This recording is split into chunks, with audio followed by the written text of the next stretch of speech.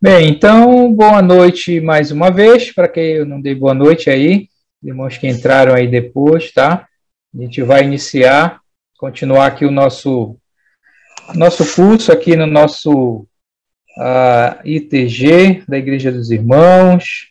Essa aqui vai ser a nossa aula 12, tá? E nós vamos estudar o capítulo 12 de Apocalipse, tá? E já digo que esse capítulo é um capítulo, um dos capítulos de Apocalipse onde tem muita interpretação, muita controvérsia, cada grupo tem as suas interpretações aí, mas a gente vai dar a interpretação aqui do capítulo 12, tá? Mas antes disso, claro, nós vamos fazer aquele panorama sobre a nossa escatologia, bem rápido. E vocês vão notar que eu acrescentei algumas informações nesse quadro, tá? Então, esse quadro aqui está um pouquinho mais completo aí para a gente, daquilo que a gente entende e interpreta sobre a nossa escatologia, ok? Então, vamos lá. Então, imagine que essa aqui é a nossa linha do tempo, ok?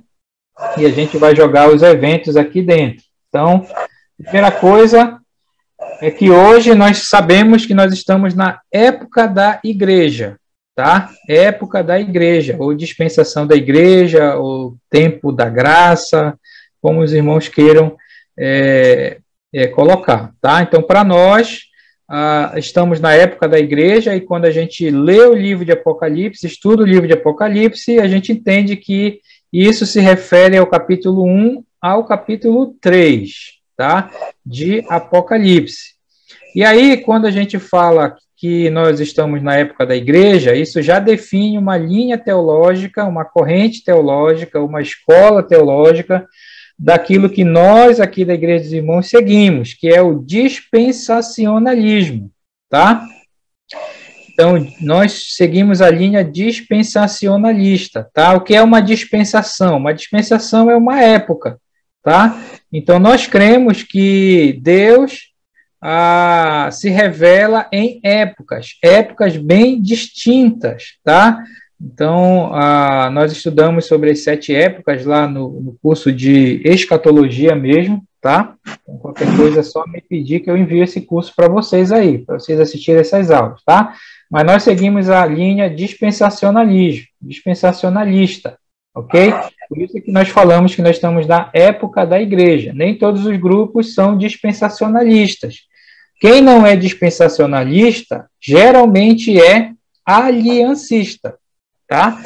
Como, por exemplo, os presbiterianos. Então, os presbiterianos têm uma interpretação diferente da nossa, principalmente em relação à escatologia, tá? Então, não convide um presbiteriano para dar aula de escatologia, apocalipse, coisas como isso na Igreja dos Irmãos, que vai ser diferente, ok? A interpretação que eles têm. Bem, a época da igreja.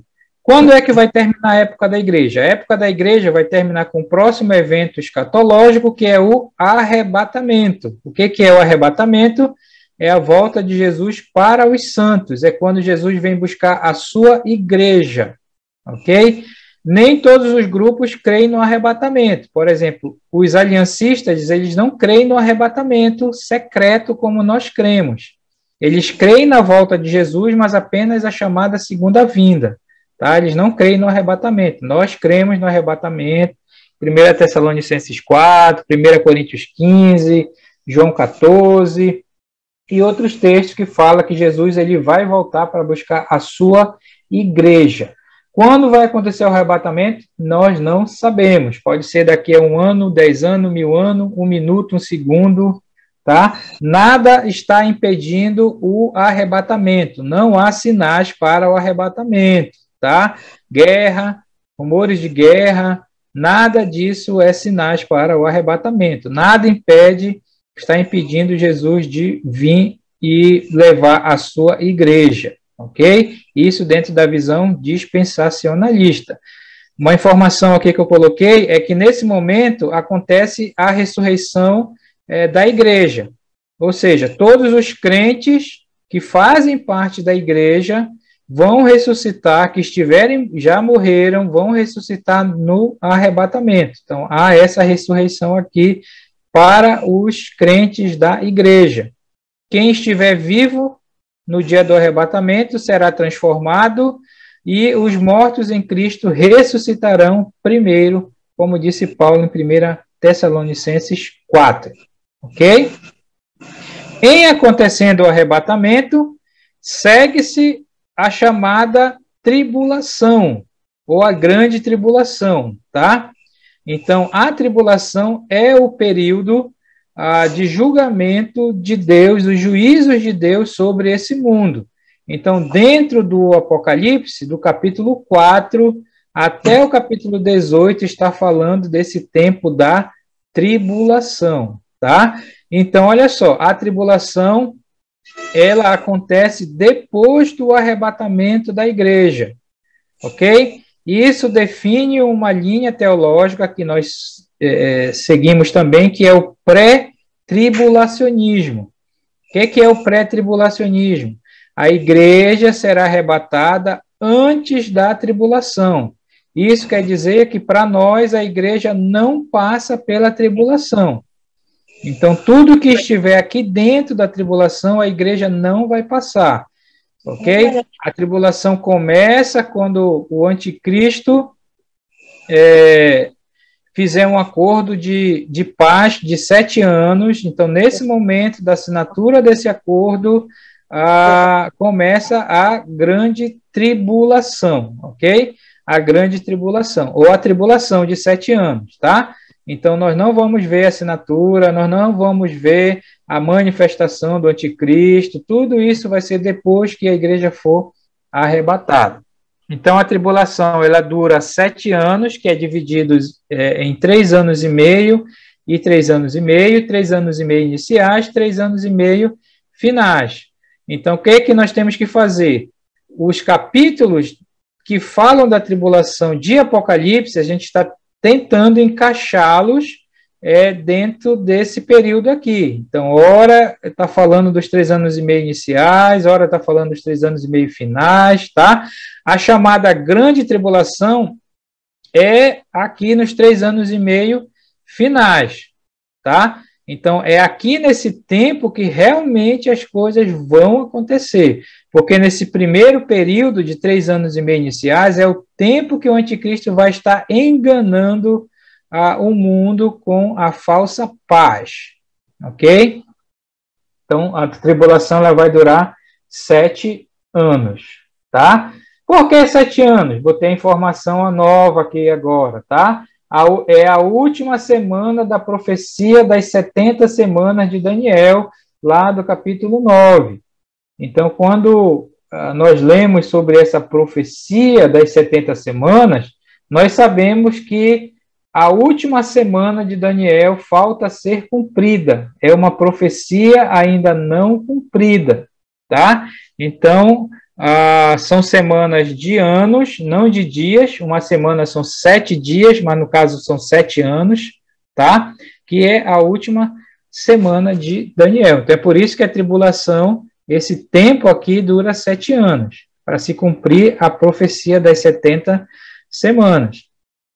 O que temos que saber sobre essa última semana de Daniel, ou o tempo da tribulação? Que é o juízo de Deus sobre o mundo, tá? É o juízo de Deus sobre o mundo, e também é o juízo de Deus, ou a purificação dos judeus sobre a nação de Israel.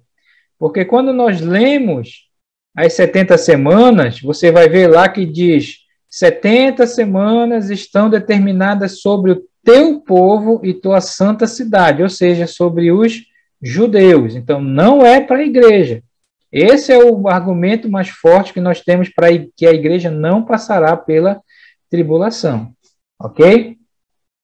Então, na tribulação, nós temos 3 séries de juízos, que são os 7 selos, as 7 trombetas e as 7 taças, ok? Nós já estudamos sobre os 7 selos, nós já estudamos sobre as 7 trombetas, tá? Está faltando nós estudarmos sobre as 7 taças, que é a última série de juízos de Deus sobre o mundo, que vai acontecer na tribulação, ok? Que ainda vai acontecer na tribulação. Os capítulos que nós estamos vendo são chamados capítulos de intervalo ou capítulos que explicam algo da tribulação, tá? Então, a história vai seguindo, mas tem esses capítulos de explicação. Por exemplo, capítulo 7, capítulo 10, capítulo 11, que nós vimos sobre as 2 testemunhas, sobre o templo que vai ser construído na tribulação. Você lembra? Capítulo 11. Hoje nós vamos estudar o capítulo 12, que ainda é um capítulo de intervalo, de explicação sobre a tribulação, ok? Mas assim, não é que para a coisa está rolando aqui, tá? A coisa está rolando aqui, mas tem esses capítulos que a gente precisa entender. Então, olha só, enquanto está rolando a tribulação no mundo, nós, lá no céu, estaremos desfrutando das chamadas bodas do Cordeiro, tá? Lembra da ceia do Senhor que nós praticamos, né? A última parte lá, a questão da ceia e tudo mais, aquilo é a nossa glorificação, a doutrina da glorificação, e nos lembra que no futuro nós vamos estar numa grande mesa com o Senhor, desfrutando das bodas. É festa de casamento, é o casamento de Jesus com a sua noiva, tá? Então é a festa de casamento do Cordeiro de Cristo com a igreja. É por isso que a igreja ela vai ser tirada antes desse tempo. Então, enquanto a coisa está pegando fogo aqui embaixo no mundo, nós vamos estar desfrutando da festa de casamento de Cristo lá. Ok? Então, é nesse tempo aqui. Tá certo? Bem, depois dos 7 anos, o que vai acontecer? É a chamada segunda vinda de Jesus, tá? Capítulo 19, é o fim da tribulação. Jesus volta com os santos. Aqui no arrebatamento, Jesus volta para os santos, leva a sua igreja, a sua noiva, casa com ela nas bodas do Cordeiro e volta com Cristo, já a igreja, né, casada, vamos colocar assim, com Cristo, no capítulo 19, ok? Então, nós cremos na volta de Jesus em 2 etapas. Nós, dispensacionalistas, pré-tribulacionistas, cremos na volta de Jesus em 2 etapas. A primeira no arrebatamento secreto da igreja, ninguém vai ver, não há barulho, não há confusão, simplesmente a igreja some, né? Aqui não, aqui a segunda vinda vai ter muito barulho, né? Porque vai ser assim como o relâmpago que sai no Oriente e se mostra no Ocidente, assim é de ser a vinda do Filho do Homem, está falando da segunda vinda. Todo olho verá na segunda vinda. Aqui no arrebatamento, não. Mas aqui, todo olho verá, tá? Então, o final da tribulação, Jesus volta na segunda vinda em poder e glória. O que vai acontecer nesse momento? A chamada Guerra do Armagedon, que nós vamos falar um pouco mais para frente, no capítulo 16 de Apocalipse, tá? Mas é a guerra que Jesus vai travar com o anticristo, o falso profeta e as nações, porque todas as nações, nesse momento aqui da tribulação, vão estar acampadas nesse vale, tá? Chamado Vale de Megido, daí que vem a transliteração, a palavra Armagedon. Na verdade, Armagedon é um vale, tá? Lá no norte de Israel, o Vale de Josafá também, e lá as nações vão estar reunidas para destruírem os judeus aqui no final da tribulação. Aí, nesse momento que Jesus volta para socorrer o seu povo, os judeus, tá? E aí, nesse momento, há o julgamento das nações, tá? Mateus capítulo 25 é o julgamento das nações. Lembra daquele texto? Tive fome, me deste de comer, tive sede, me deste de beber. É nesse momento aqui que acontece esse julgamento das nações, tá?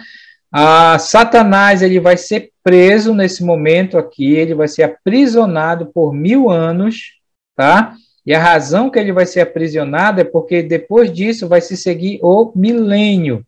Então, o milênio é um período de 1000 anos e Satanás vai estar preso no abismo para não ter influência nesse tempo dos 1000 anos, tá? E também o anticristo, que vai surgir no início da tribulação, e o falso profeta que vão surgir aqui. O anticristo é o cabeça, tá? É o que vai tratar da questão política e econômica na tribulação, e o falso profeta é como se fosse aquele que vai tratar da questão religiosa na tribulação. Esses dois aqui, eles vão andar juntos, tá?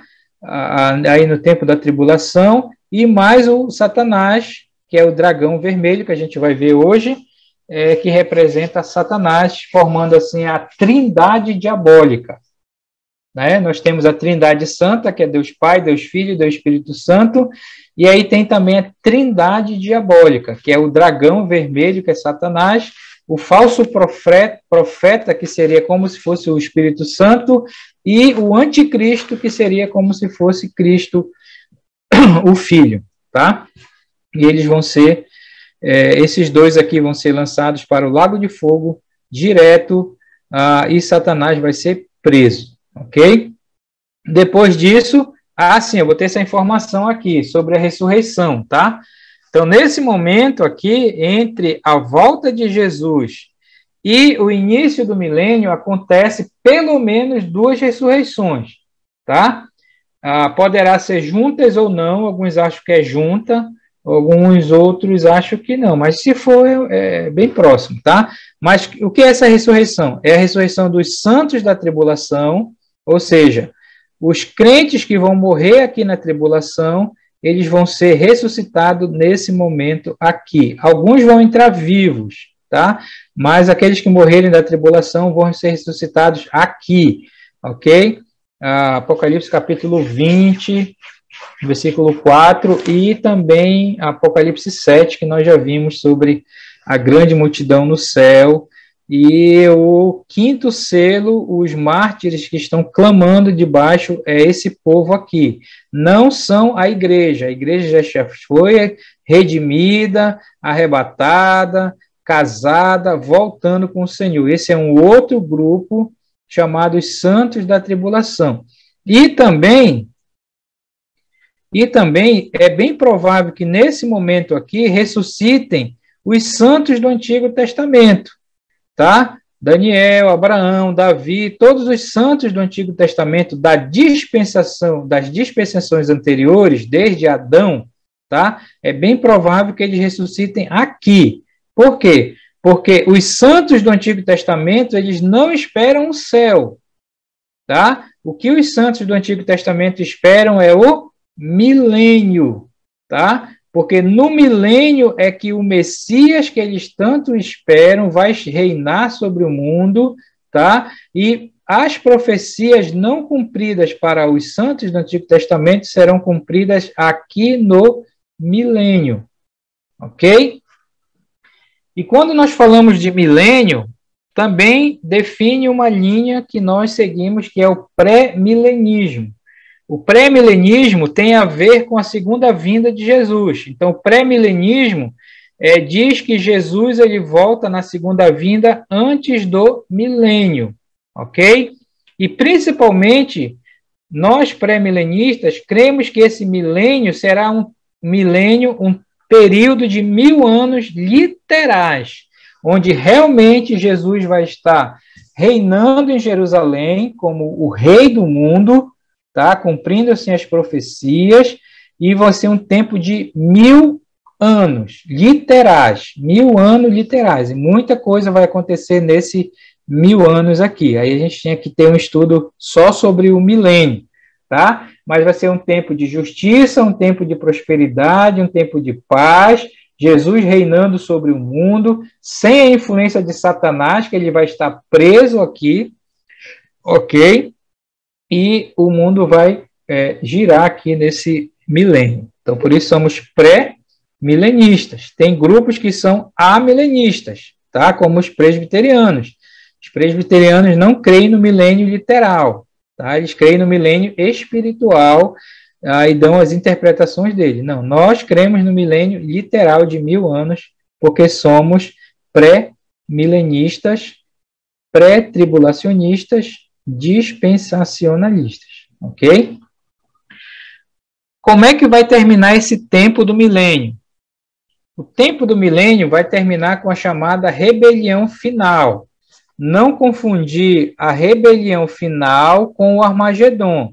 O Armagedon é no final da tribulação de 7 anos.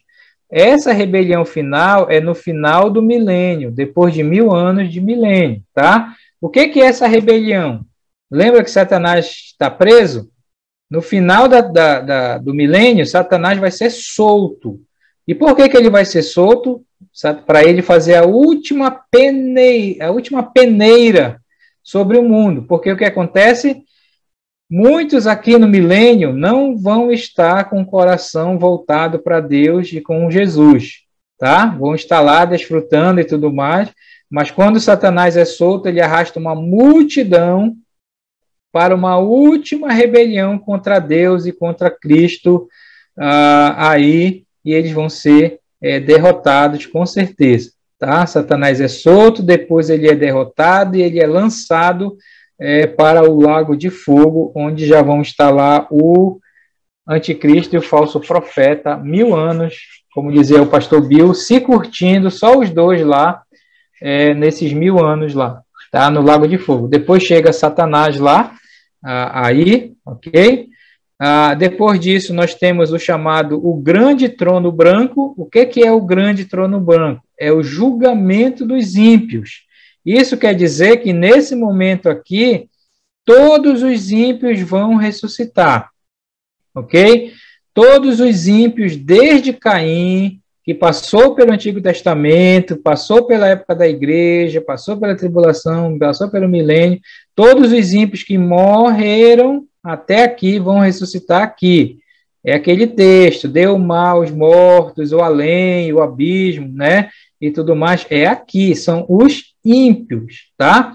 Então, os ímpios vão ressuscitar aqui, vão ser julgados no grande trono branco e condenados ao lago de fogo, porque não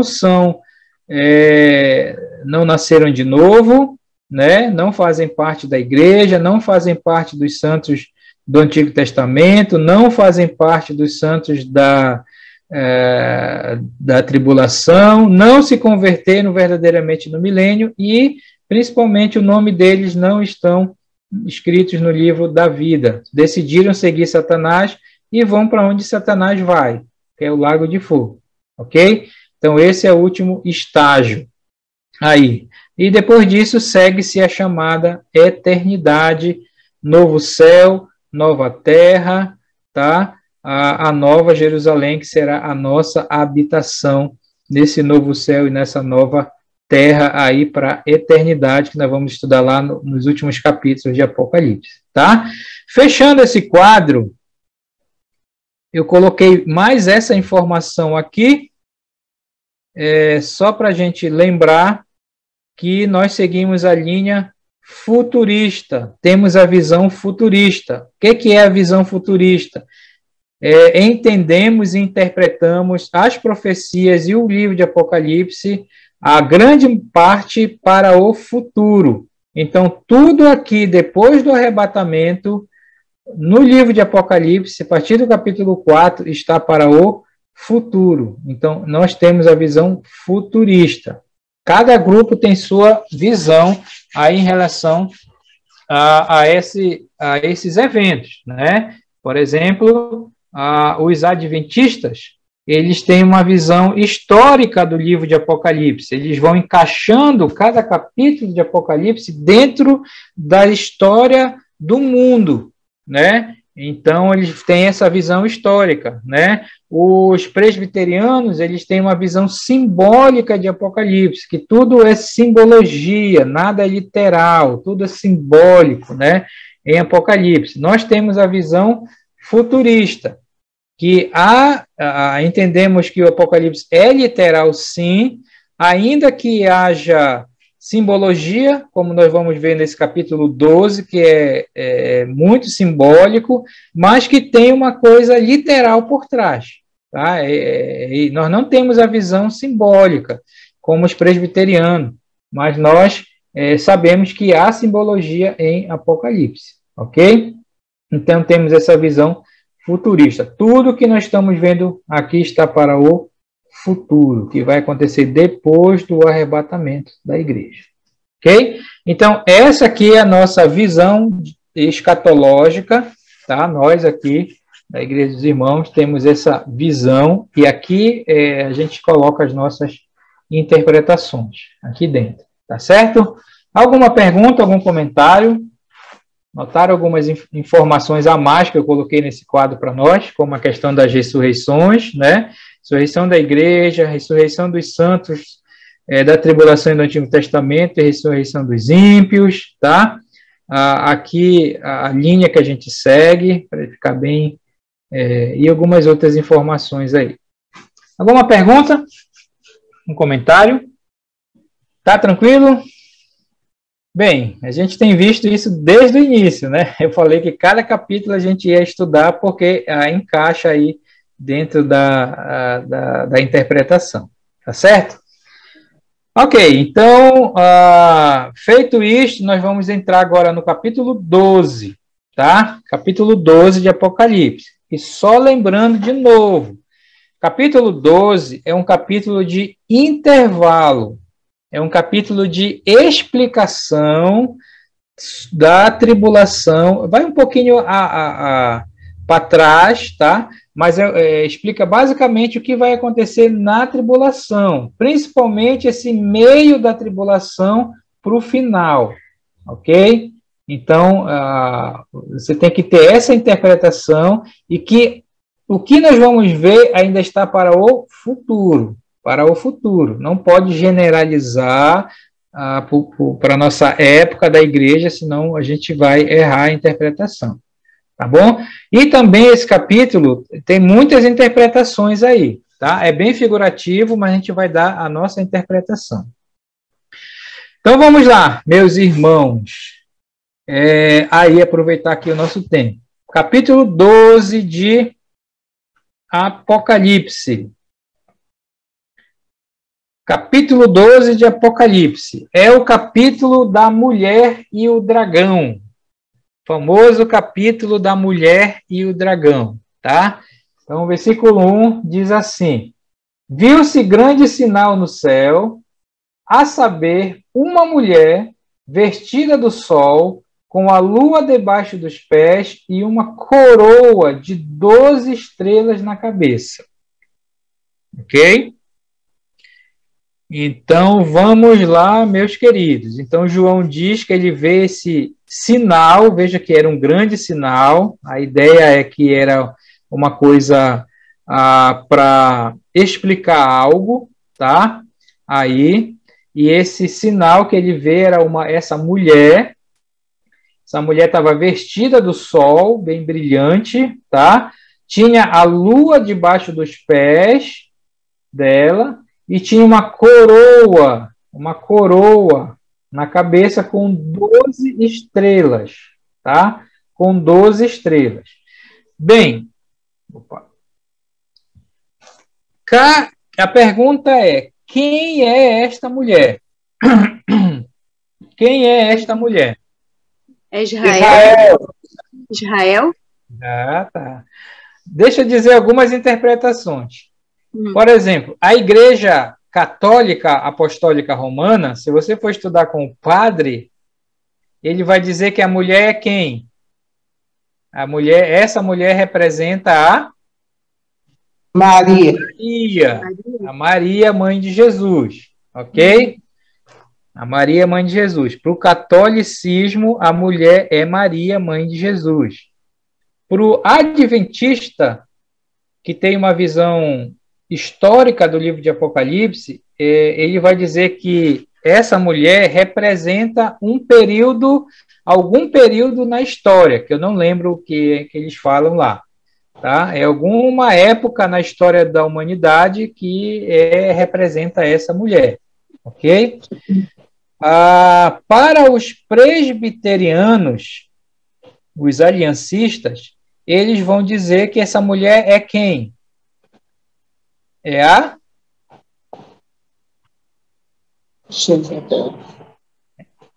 Quem? Presbiteriano, que é aliancista. A igreja. A igreja. Lembra que para o presbiteriano, a igreja está passando pela tribulação, sofrendo tudo na tribulação. Tá? Então, para o presbiteriano, o aliancista, ele vai dar a interpretação de que a mulher é a igreja. Nós não concordamos, claro, com essa interpretação. Então, para nós, quem é essa mulher? Para nós, Israel. é Israel. É essa que é a nossa interpretação. A mulher é Israel. Representa Israel, a nação de Israel. Ok? Até porque a tribulação é para a expiação da nação de Israel também. Ok? Então, vamos lá. Da onde vem essa ideia de vestida do sol e da lua e 12 estrelas na cabeça? Para nós que temos a interpretação de que essa mulher é Israel, isso vem lá do sonho de José, lá em Gênesis capítulo 37. Você lembra da história de José? Né? Um dos filhos de Jacó, que sonhou, né? Com o sol, a lua e as estrelas. Quem era o sol na interpretação, no sonho de José? O sol era Jacó, né? A lua era a Raquel, e as 12 estrelas eram os 12 filhos. Ok? Os 12 filhos. Então, é essa interpretação, é dessa interpretação que nós tiramos também de que a mulher é Israel, tá? Então, a ideia de sol, lua, não tem nada a ver com espiritismo nem nada, é simplesmente para fazer uma referência ao sonho de José lá no livro de Gênesis, tá bom? Então, a mulher é Israel. Versículo 2 diz que essa mulher, ela, achando-se grávida, grita com dores de parto, sofrendo tormentos para dar à luz.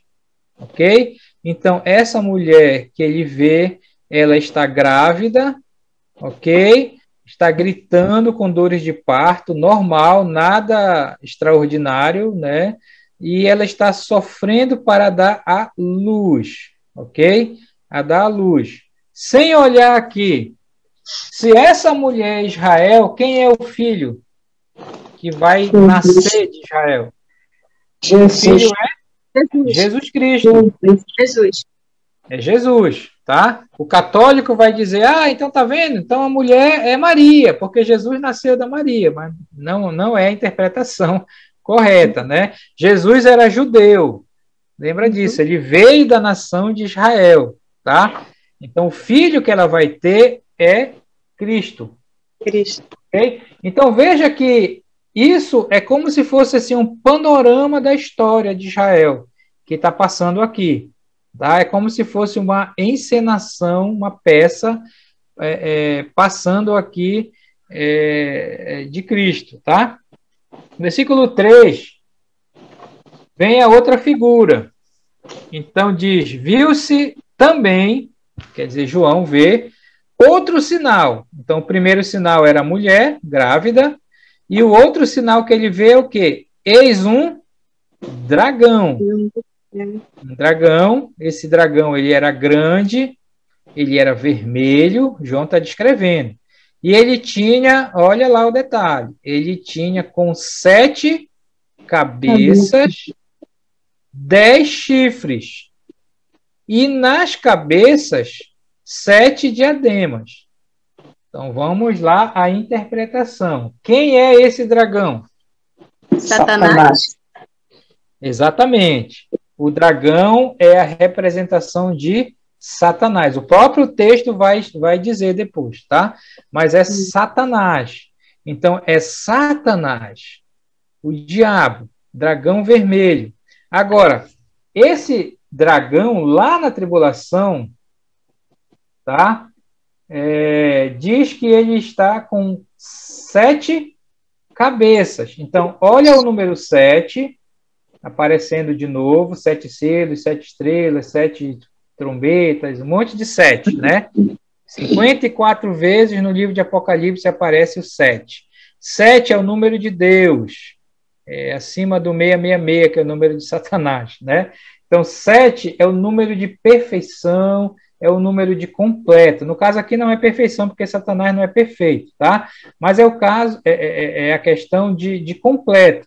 Cabeças em Apocalipse representa governo, ok? Então são 7 governos, ou 7 nações que Satanás vai usar na época da tribulação, quando ele surgir, lá no início, com o anticristo e tudo mais, tá? Então, pode ser que seja 7 mesmo governos, alguns dizem 7 países, outros falam 7 blocos econômicos, um monte de coisa de interpretação, tá? Ou pode ser que o 7 represente um governo completo na tribulação, porque o anticristo, pelo poder de Satanás, do dragão, ele vai dominar o mundo todo, ok? Então, essa seria a interpretação, 7 governos, tá? Agora, diz que ele tinha 10 chifres. Chifre em Apocalipse significa poder, tá? Então, Satanás vai usar 7 nações, ou 7 governos, ou o 7 no sentido de completo, e ele vai ter 10 poderes. Agora, repara o detalhe. Como é que o dragão tem 7 cabeças, mas tem 10 chifres? Tem 3 chifres a mais aí, né? Sem muito detalhe aqui, mas isso eu tinha que estudar em profecia, e inclusive Daniel fala e tudo mais, mas a ideia aqui é que Satanás, o anticristo, vou falar o anticristo, mas você sabe que o anticristo é tudo com o poder de Satanás. Quando ele surgir, ele vai vencer 3 chifres e vai assumir o poder. Então pode ser que sejam 3 nações aí, que ele vai ter que destruir na época da tribulação para assumir o poder. Tá? Então, alguns colocam aí, então vão ser as 3 maiores superpotências na época, né? Estados Unidos, Japão, China, que vão estar lá, Rússia, né? A gente não sabe realmente, mas a interpretação seria basicamente essa, né? Ok? E daí ele ia ficar, então, com os 7 chifres completos com as suas 7 cabeças. Mas isso tudo está falando do poder que ele vai ter na tribulação, tá? Através do anticristo. Nas cabeças, e 7 diademas, a palavra diadema significa coroa, tá? Isso é a ideia do domínio, do poder que o anticristo vai ter e Satanás na tribulação, ok? Então, essa seria a interpretação. Vamos lá, versículo 4. Diz que a sua cauda, quer dizer, a cauda do dragão de Satanás, arrastava a terça parte das estrelas do céu, tá? As quais lançou para a terra. Ponto e vírgula, tá? Ponto e vírgula. Então, vamos interpretar isso aqui. A interpretação mais aceita para isso aqui, tá? Inclusive, tanto os pré-tribulacionistas, amilenistas, e tudo mais, se você vê a interpretação sobre isso, é que está falando da questão da rebelião de Satanás lá do céu, né? Que quando ele se rebelou no céu, você lembra que ele arrastou os anjos, os demônios, os anjos que viraram demônios com ele, né? Então, a interpretação aceita é que isso está se referindo aos demônios do céu, que eram anjos, que seguiram a Satanás. Ok? Por isso que ele arrasta essa interpretação lá. Tá? E a terça parte. O que é a terça parte? De cada 3, ele conseguiu arrastar 1. Se é a terça parte, então de cada 3 anjos santos que Deus criou no céu, na rebelião de Satanás, ele conseguiu arrastar 1. Então imagine, a Bíblia diz que são milhares e trilhares de anjos que existem, que Deus criou. É muito demônio, né? Que tem hoje. De cada 3, 1 se rebelou contra Deus e seguiu a Satanás, e apenas 2 ficaram servindo o Senhor. Então, olha que é muito, né? Tem muito demônio por aí influenciando o mundo, enfim. Mas essa aqui é a interpretação da cauda que arrasta a terça parte, tá? São os demônios que Satanás arrastou e tudo mais. Então, muitos concordam com essa interpretação. Então, é uma coisa geral que ele está falando aqui. Aí, voltando aqui para a história, depois do ponto e vírgula. E o dragão, quer dizer Satanás, se deteve em frente da mulher, aqui, né, que estava para dar à luz, a fim de lhe devorar o filho quando nascesse. Tá? Qual é a interpretação dessa parte aqui do dragão que ficou em frente à mulher que estava para dar à luz porque ele queria devorar o filho quando nascesse? Então, nós já sabemos que a mulher é a nação de Israel e o filho é Cristo. Então, qual é a interpretação?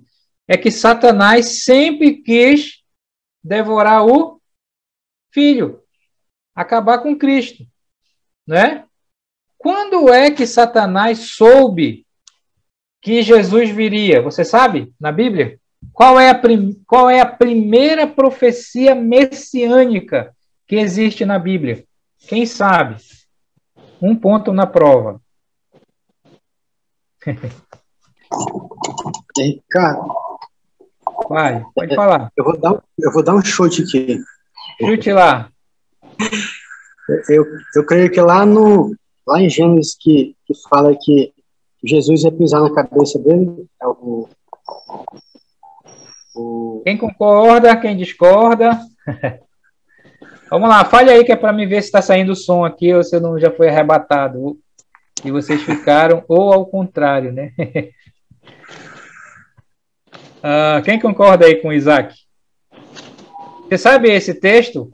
Lá de Gênesis capítulo 3, quando Adão e Eva pecou, versículo 15, né? Deus falando, dando o que ia acontecer, ele falou para a mulher, né?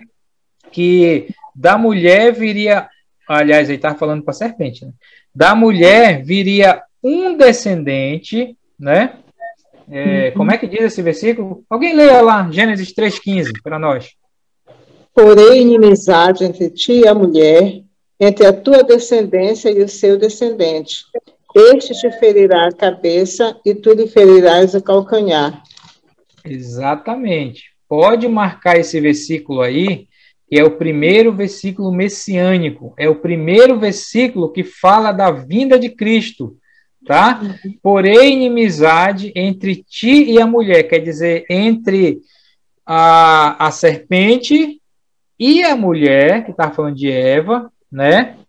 E entre o seu descendente, quer dizer, um descendente da mulher, no caso Eva, um filho que viria da mulher, tá? Que no caso é Cristo, e sua descendência, ou seja, a descendência da serpente de Satanás, né?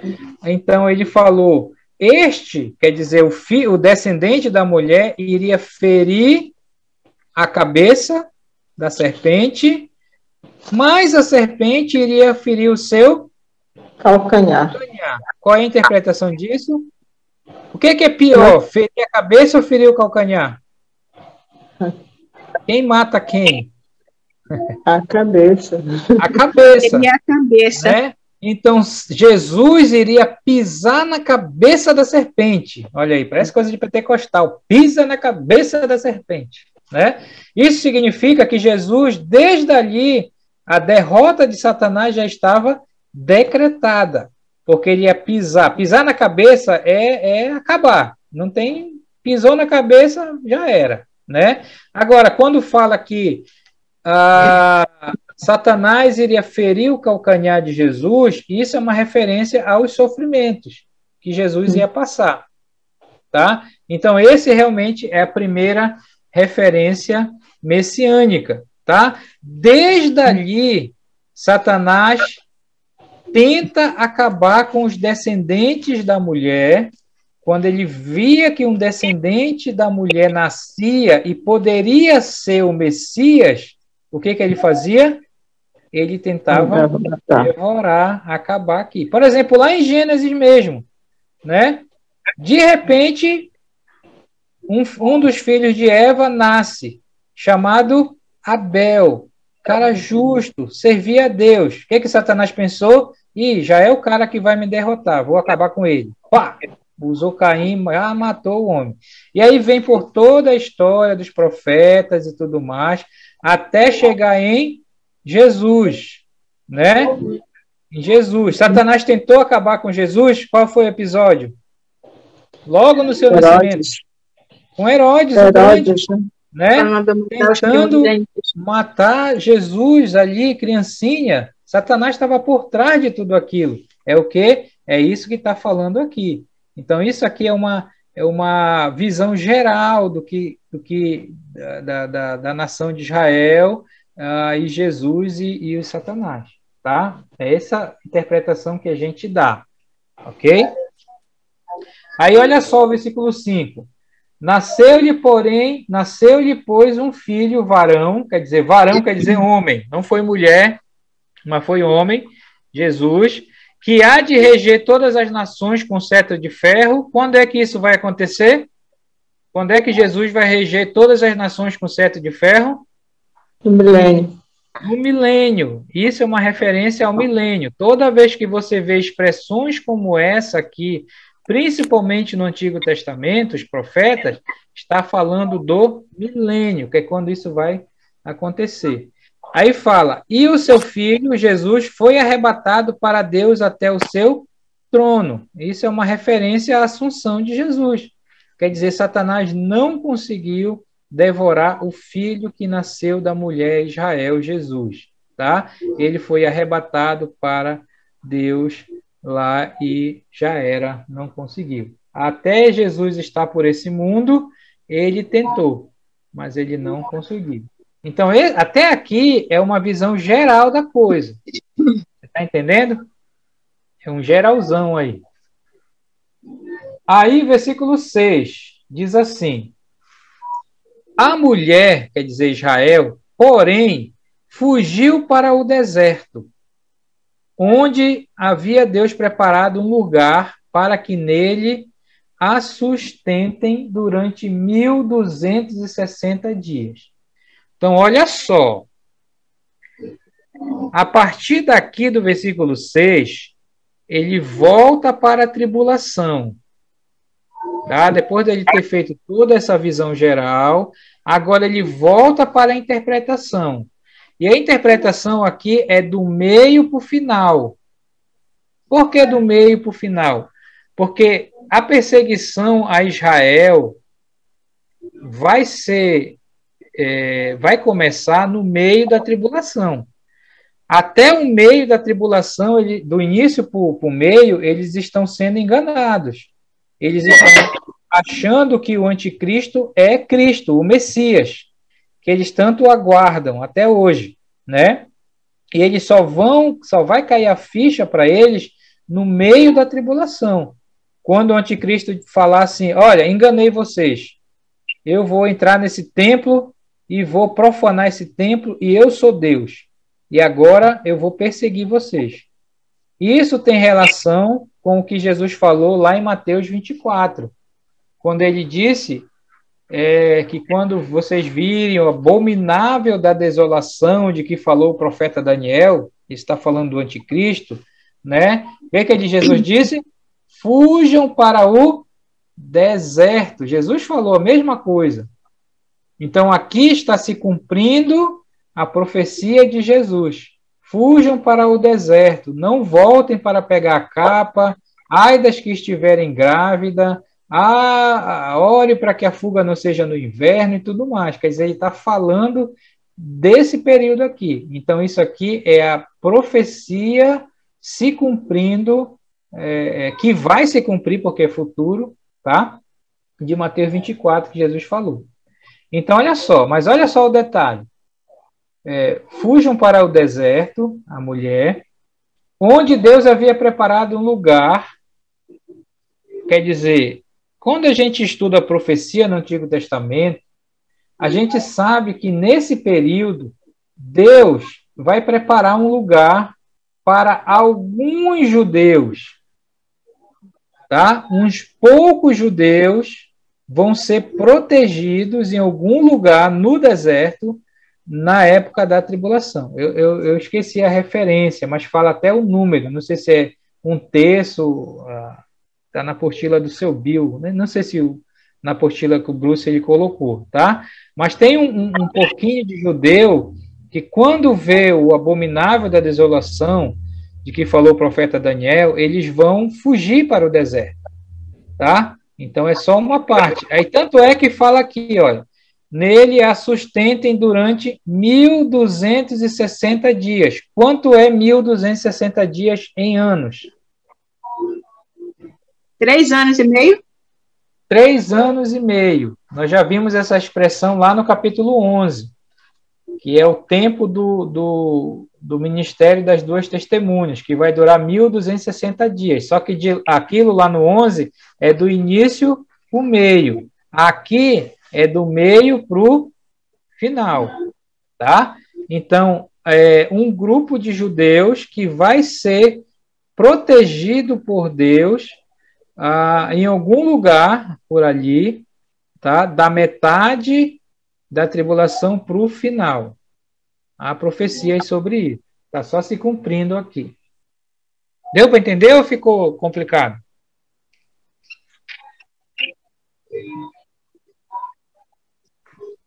Bora lá. Versículo 7. Aí ele fala: houve peleja no céu. Peleja é guerra, né? Miguel e os seus anjos pelejaram contra o dragão, que é Satanás.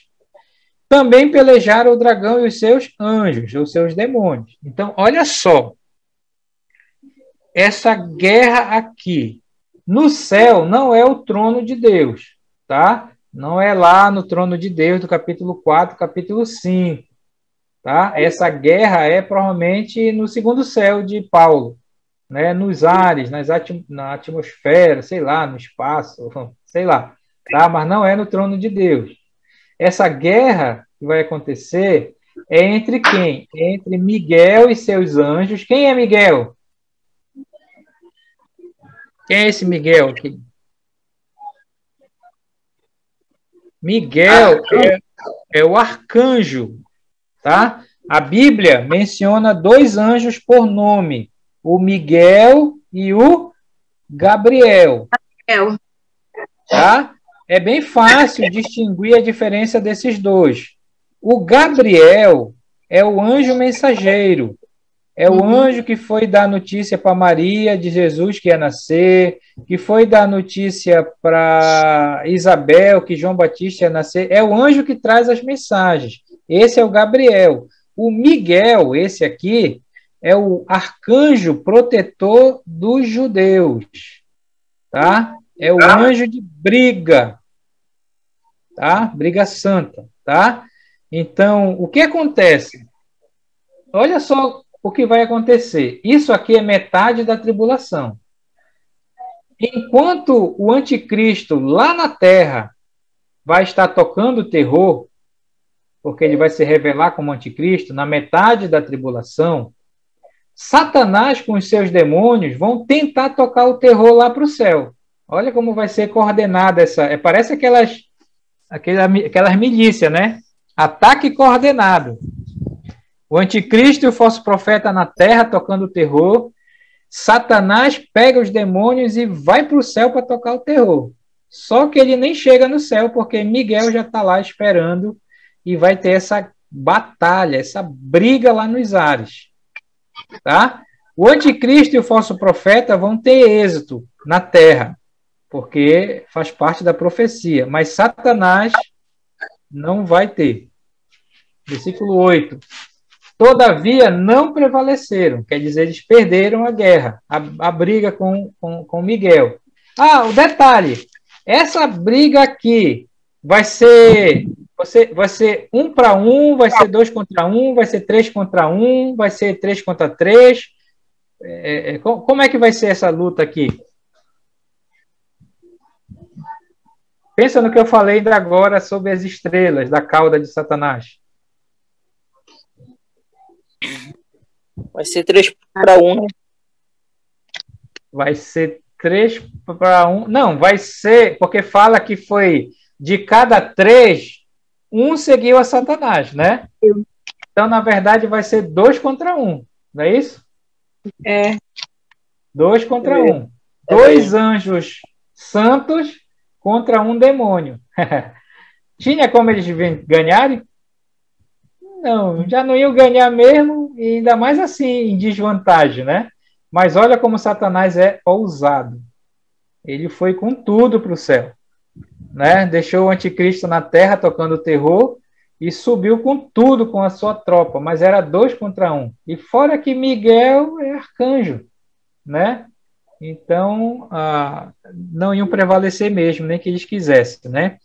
Como diz o versículo 8. Todavia não prevaleceram, e nem mais se achou no céu o lugar deles. Tá?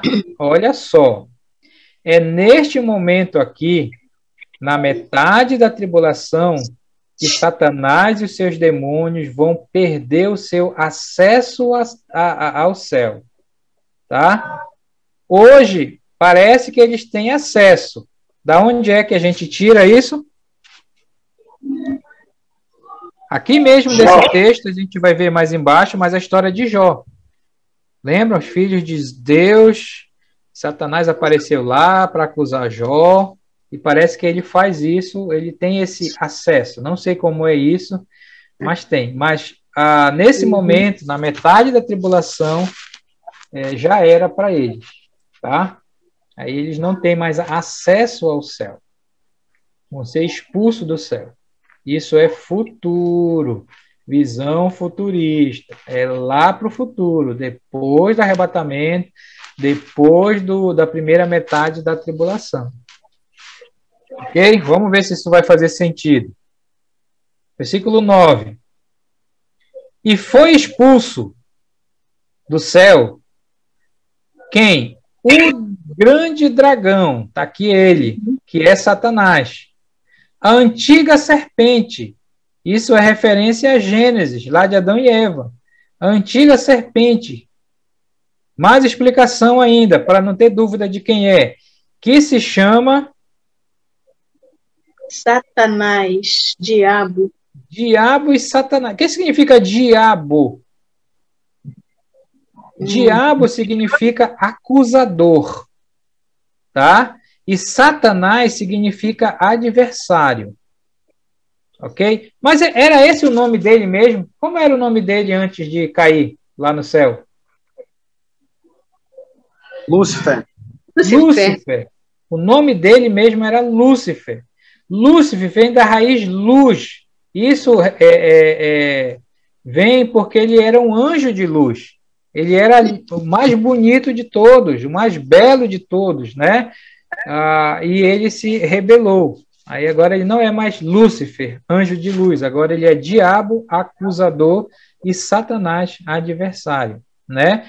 Ainda dá mais um apelido para ele, né? O sedutor de todo mundo, que é o que ele faz hoje, né? Sedutor significa enganador, né? Então, você sabe que um sedutor é aquele que engana os outros, né? Ele seduz. Então, esse é o trabalho. Então, olha só, né? foi expulso do céu. Sim, foi atirado para a terra, e com ele os seus anjos, ou seja, os seus demônios. E isso é metade da tribulação. Metade da tribulação. Então, olha só, imagina, né? Enquanto o anticristo está tocando terror no mundo, lá vem Satanás do céu, né? Expulso de lá com seus demônios para a terra. Imagina só o mundo. Por isso que era a grande tribulação. O negócio vai ser feio. Mas vamos lá. Versículo 10. Então ouvi grande voz do céu proclamando: agora veio a salvação, o poder, o reino do nosso Deus e a autoridade do seu Cristo, pois foi expulso o acusador de nossos irmãos, o mesmo que os acusa de dia e de noite diante do nosso Deus. Então, nesse momento que Satanás vai ser expulso do céu, na metade da tribulação, né, há essa adoração, né? Parece assim que até esse momento, você sabe aquela pessoa que entra num ambiente e causa aquele incômodo, né? O cara não é bem-vindo, mas ele chega e todo mundo fica, né? Parece que me dá a impressão que estava assim até esse momento, né? E nesse momento que ele é expulso, né? Parece que o povo dá aquele alívio. Agora sim, que bom, o cara foi expulso, não vem mais para cá perturbar o acusador dos nossos irmãos, né? Que acusa de dia e de noite acusando, né? Então há esse louvor, essa expressão lá no céu, né? De adoração, né? E quando o homem é expulso do ambiente, né? A gente fica, que bom que o cara foi embora, né? Então é mais ou menos isso aqui. Versículo 11. Eles, pois, eles quem? A gente tem que voltar para o 10. Eles quem? Isso está se referindo aos nossos irmãos. Tá? Então vamos ver. Será que ele está falando de nós aqui no contexto direto desse texto? Quem é esse que acusa nossos irmãos aqui? Aí fala, esses nossos irmãos que falou, no versículo anterior, o venceram. Venceram quem? Venceram Satanás por causa do quê? Do sangue do Cordeiro e por causa da palavra do testemunho. Será que está falando de nós? Sangue do Cordeiro, palavra do testemunho que deram e mesmo em face da morte não amaram a própria vida. Vamos lá. De quem você acha que eles estão falando? Da igreja ou dos santos da tribulação? Minha interpretação é que eles estão falando dos santos da tribulação. Tá? Santos da tribulação. Porque na tribulação, por causa desse final aqui, olha, mesmo em face da morte, não amaram a própria vida. Lembra que quem se converter na tribulação vai ser morto. Quem tiver que ir à espada, vai à espada. Tá? Então, é esse aqui. Então, para mim, eles estão adorando a Deus e foi expulso o acusador dos nossos irmãos porque ele estava subindo lá para acusar, né? Eu penso que se aqui é da metade para o meio, então o que estava acontecendo da metade para o início? Não era falsa paz? Eu imagino Satanás subindo lá, olha, tá vendo aí esses crentes? Estão seguindo lá o anticristo. Estão no bem bom lá, né? Pensando que é Cristo e tal, acusando.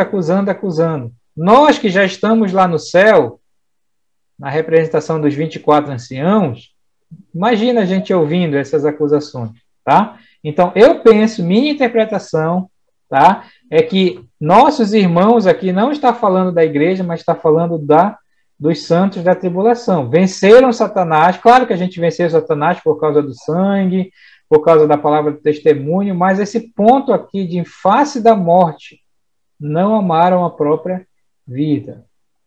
Ok? A gente não chegou nesse ponto, né? Talvez a igreja perseguida lá, claro, né? Mas, no geral, a igreja, a gente não está. A gente está aqui, né?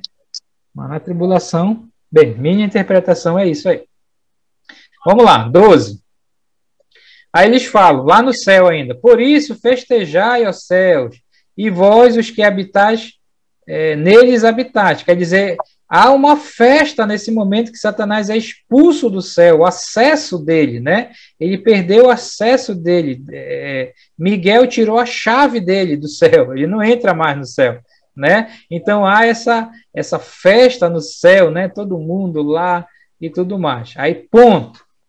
Aí diz, ai da terra e do mar. Quer dizer, tribulação. Pois o diabo desceu até vós como? Cheio de grande cólera, ira, sabendo que pouco tempo lhe resta. E aí, meu amigo, é a metade da tribulação para o final. É a chamada grande tribulação, os 3 anos e meio finais. Porque Satanás vai vir nesse tempo e vai se juntar com o anticristo, o falso profeta, e tocar o terror no mundo. Por isso é que Jesus disse, esses dias não houve antes e nem haverá depois. E se não tivesse esses dias sido abreviados, ninguém se salvaria, porque o negócio vai ser feio. Tá? Faz sentido? Vamos lá, versículo 13. Depois vocês fazem as perguntas. Quando, pois, o dragão se viu atirado para a terra, quer dizer, ele perdeu o acesso no céu, ele pensou que ele ia vencer de novo lá, né? E foi expulso, o que ele faz? Perseguiu a pobre da mulher. Quem é a mulher? Israel. Que dera à luz o filho varão, Cristo. Então, na metade da tribulação, ele vai se virar para os judeus. E os judeus vão sofrer. E muito, nesses 3 anos e meio. Muitos vão ser mortos pelo sistema 666, que a gente vai ver ainda, tá no próximo capítulo. Mas é isso que vai acontecer. Então, isso é futuro. Metade da tribulação para o final. Certo? Então, essa é a interpretação do dragão que persegue a mulher. Ok? Lembra que tem um grupinho protegido lá. Tá? Mas a maioria dos judeus, tá? Eles vão dançar aqui na mão de Satanás, aqui nesse momento. Aí, olha o detalhe. Onde foi que... Foi aqui, né? Sabendo que pouco tempo lhe resta. Satanás sabe disso.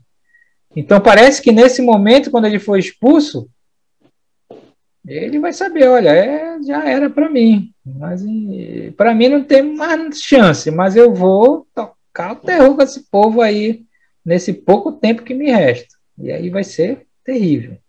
Né? 14. E foram dadas à mulher, quer dizer, Israel, as 2 asas da grande águia. Isso é uma referência lá de Deuteronômio, se eu não estou enganado. Tá? Para que voasse até o deserto, ao seu lugar, aí onde é sustentada, olha a outra expressão aqui, durante um tempo, tempos e metade de um tempo. Adivinha o que é isso aqui? Um tempo, tempos e metade de um tempo.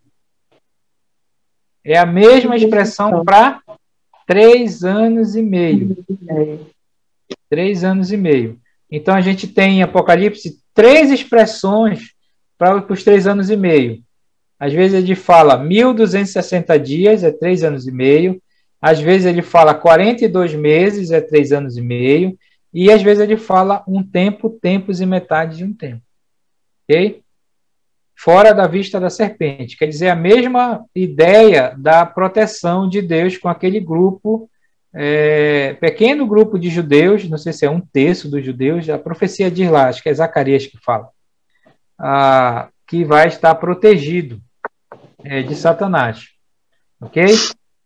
Veja que não é toda a nação de Israel, é só um grupo, é só um pequeno grupo. Porque olha só o versículo 15. Então a serpente arrojou da sua boca, atrás da mulher, quer dizer, Israel, água como um rio, a fim de fazer com que ela fosse arrebatada pelo rio. A ideia de água como um rio aqui é exército, tá? A gente vai ver isso mais para frente. Então, quer dizer, Satanás, através do anticristo, nessa metade, vai mandar esse exército, ele já vai estar com domínio do mundo todo, lembra das cabeças, 7 cabeças e os chifres, né? Então, ele vai usar isso para acabar com os judeus finalmente, né? Então, essa é a interpretação. Águas como um rio exército aqui, tá? Só que o versículo 16 diz: a terra, porém, socorreu a mulher. Então, de alguma forma, né, esses exércitos não vão conseguir pegar aquele pequeno grupo que vai estar fugindo para esse lugar que Deus preparou para sustentar eles lá, tá? E a terra abriu a boca e engoliu o rio que o dragão tinha arrojado da sua boca. Então, essa é a interpretação, é que esse exército que vem atrás daquele pequeno grupo de judeus não vai conseguir, tá? Porque, de alguma forma, fala que a terra abriu a boca é figurativo, né? Alguma coisa vai acontecer que eles não vão conseguir. Aí, certo? E o último versículo diz: irou-se o dragão contra a mulher. Quer dizer, ele não conseguiu pegar aquele grupo de judeus fugindo, e aí o que ele vai fazer? E foi pelejar com quem? Com os restantes da sua descendência. Quer dizer, os outros judeus. Os outros judeus. Aí até explica, para confirmar que são os judeus, os que guardam os mandamentos de Deus. Quem é que guarda os mandamentos de Deus? É os judeus. E tem o testemunho de Jesus. Isso está falando de crente também. Então é como se fossem judeus crentes, tá? Testemunho de Jesus. Judeus que já se converteram, né? E aí fala que e se pôs em pé o dragão sobre a areia do mar. Então esse finalzinho aqui é uma deixa para o capítulo 13, onde a gente vai conhecer mais os 2 personagens, que é o anticristo e o falso profeta. Então, o dragão, aqui é o anticristo e aqui é o falso profeta, né? O falso profeta colocando o 666 no mundo aqui, tá? Aqui, ok? Então, é uma deixa, uma introdução para o capítulo 13, tá? Mas o ponto aqui é que como Satanás não consegue pegar aquele pequeno grupo de judeus que foge para o deserto, ele se volta então para os restantes, os outros judeus que não conseguiram fugir, tá? E os crentes também lá que vão se converter. E aí a coisa vai ficar feia, tá? Então, esse é o capítulo 12. É um capítulo bem figurativo, mas que explica a dinâmica da tribulação de Satanás e principalmente nesses 3 anos e meio do meio para o fim, tá? Ok, meus irmãos? Alguma pergunta aí? Um comentário? Deu para entender o capítulo? Segundo a nossa interpretação? Claro que se você for jogar lá no YouTube Estudo do Apocalipse 12, vai ter muita interpretação lá. Aí depende qual a linha que o cara segue lá, ele vai dar as interpretações. Tá? Ei, é o Daniel de Barro. Por não, Daniel. Esse povo que vai ficar por último aí, que eles vão tentar aí, que fala aí no último versículo praticamente, né? Uhum. Não tem nada, esse povo aí é os que creram na grande tribulação, que entraram para o milênio. Não, o milênio ainda não tem ainda. Esses restantes são a nação de Israel, né? Mas que não é aquele pequeno grupo que foge, que Deus vai proteger, né? Certo. São os outros que não estão nesse... Eu acho que é um texto, eu vou procurar esse versículo que fala lá de Zacarias, parece. Então, são judeus que já se converteram, que já caiu a ficha, já entenderam que aquele cara não é o Messias, mas é o anticristo.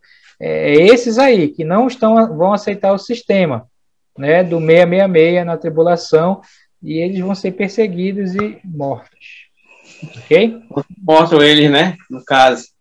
Aí ele ressuscita para entrar no milênio.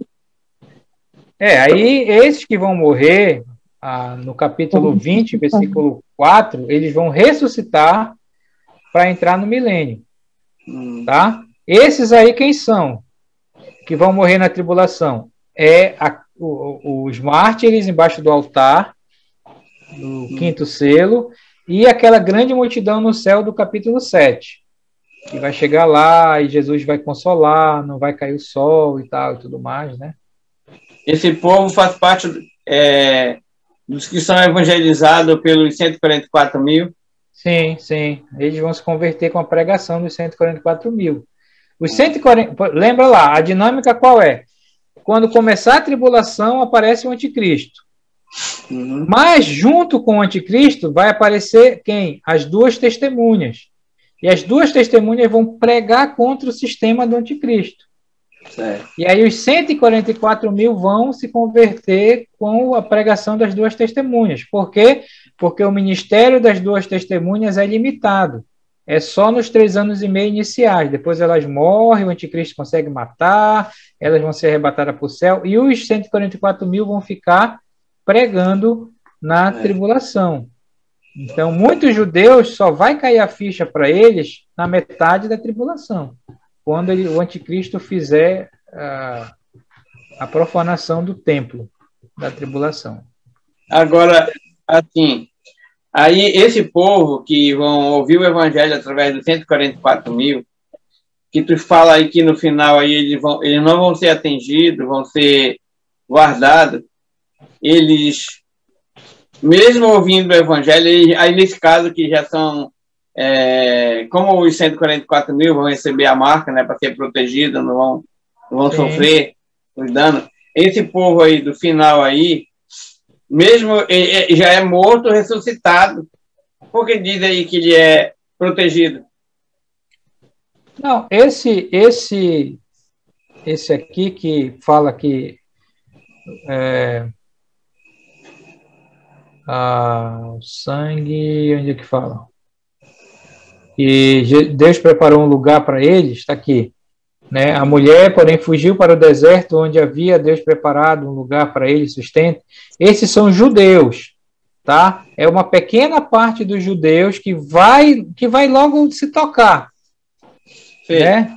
Com o que está acontecendo. E esse povo vai fugir para o deserto. E esse povo vai ficar lá em algum local, protegido por Deus, do diabo e de Satanás. Ele não sabe, a profecia diz que é um local no deserto onde eles vão ficar lá. Eu creio literalmente que é uma pequena parte dos judeus. Aí eles não vão morrer, não, eles? Não, eles vão estar protegidos. É bem provável que esses vão entrar vivos no milênio, né? Eles vão, tanto é que Satanás até desiste, né? Como diz aqui nesse... Até desiste, né? Cadê? Foi pelejar contra os restantes. Cadê? Tá aqui, ó. Satanás até desiste de perseguir esse pequeno grupo, né? E o que ele faz? Ele diz, bem, se eu não posso pegar esse pouquinho aí, eu vou atrás dos restantes da sua descendência, ou seja, dos outros judeus. Tanto judeus mesmo, nação de Israel, como judeus crentes, que vão estar lá.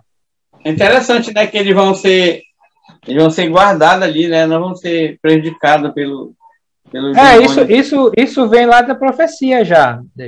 Zacarias já fez essa profecia desse um terço aí de judeus de Israel que vão ser protegidos, né? Também, isso a gente pode ver também que eles estão colocados como eleitos, né? São eleitos, com certeza. Deus sempre deixa um povinho, né? Já reparou isso? Lembra de Elias? Ah, Senhor, todo mundo se debandou. Deus disse, não, eu tenho um povinho aí, 7.000 que não se dobraram. Deus sempre deixa um remanescente. Sempre, sempre, sempre. Por toda a história. Aqui não vai ser diferente.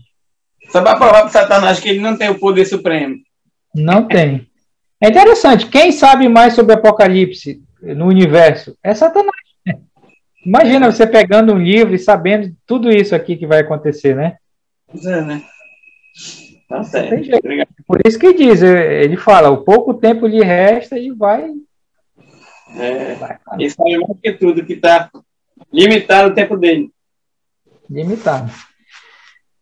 Ok? Zacarias 13:8. Oi? Zacarias 13:8. 13:8. Leia lá, minha irmã. É isso que eu estava na mente mesmo. Em toda a terra, diz o Senhor, 2/3 dela serão eliminados e perecerão, mas a terceira parte restará nela. Olha só. A terceira parte, né? 2/3 vão ser eliminados. Quer dizer, de cada 3 judeus, 2 vão morrer, estão lascados aqui nesse tempo, né? Essa profecia está falando desse tempo, né? Mas 1/3 vai ser preservado, quer dizer, de cada 3 judeus, parece que Deus vai guardar lá, nesse lugar aqui. Certo? 13:8, Zacarias 13:8, lembrar dessa referência, que é importante. 13:8, né? 13:8. Ok, meus irmãos, vamos fazer o seguinte, eu vou dividir vocês aí para conversar, mas a gente encerra por aqui o capítulo 12, tá? E na próxima aula a gente vai continuar no capítulo 13, que ainda é um capítulo de explicação, que vai trazer detalhes sobre o anticristo, o falso profeta, e o sistema que ele vai implantar nesse tempo da tribulação, que é o tão falado, a marca da besta, 666. O que é isso aí? Tá? Então, que Deus abençoe a todos e até a próxima aula.